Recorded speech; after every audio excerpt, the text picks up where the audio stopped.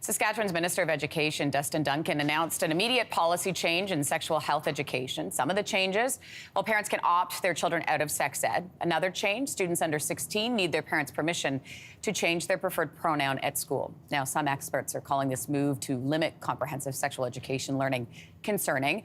For more on this, we are joined by Assistant Professor in the Department of Social Justice Education at the University of Toronto's Ontario Institute for Studies in Education, Lauren Bialstock. Good morning. Good to have you on. Good morning. Thanks for having me. So what are the major concerns around these changes?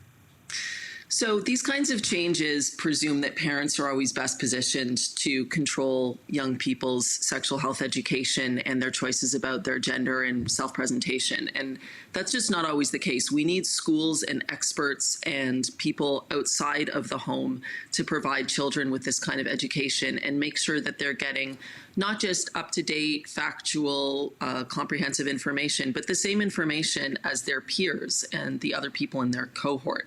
That doesn't work if everybody is left to their own devices at their home. And I'm trying to picture, Lauren, what opting out looks like. When the lesson starts, a child is asked to leave the classroom. Is that what's going to happen? I mean, what effect could that have on a group? So these effects are notoriously self-defeating, and I understand that some parents think that they might thereby be having more control over what their kids learn or reinforcing their bond with their kids.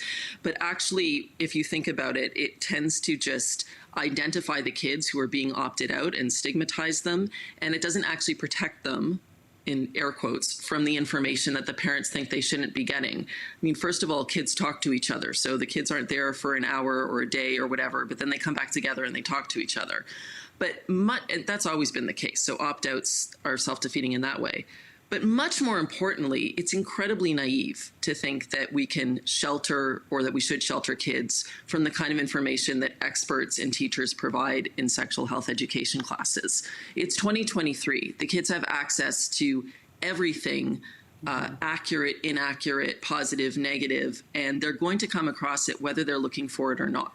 So the question is, how do we equip kids to encounter things in the world, everything from graphic pornography to political debates about sex and gender to the information on the internet that they're going to locate if they want it anyway? You have to talk to them about it and help them figure out what is reliable information, what are good sources of information, and what are not. Another new policy change requires students under the age of 16 to have parental permission when changing their preferred names and pronouns in school settings. Is that problematic? That's very problematic. For one thing, parents are often the reason that students, especially trans and non-binary students who are changing their gender identity, can't come out. And schools have to be a safe place where they can try things out, where they can be themselves and get support from people who are actually experts in youth development and sex and gender diversity. Unfortunately, parents often are not. But the policy also says that parents would be informed. It goes over the heads of kids and says that parents have to be at that table when choices are being made. And that puts kids in a potentially very vulnerable and precarious position. If the goal is to strengthen the parent-child relationship, if the idea is that parents are the ones who bring values and make big decisions with the kids, then that relationship can't be forced. Kids who are experimenting with different names or pronouns or who know they're trans and haven't come out to their parents yet need to find their own time to have those very difficult conversations. And if they don't, they're very likely to suffer, unfortunately. Parental rejection is correlated with mental illness, sometimes self-harm and even suicide attempts in young kids who are gender nonconforming or trans, and some parents kick their kids out. So if we think that this is for the benefit of the children, we have to look at the evidence that says it's otherwise. It just feels, Lauren, like we're moving backward on these issues.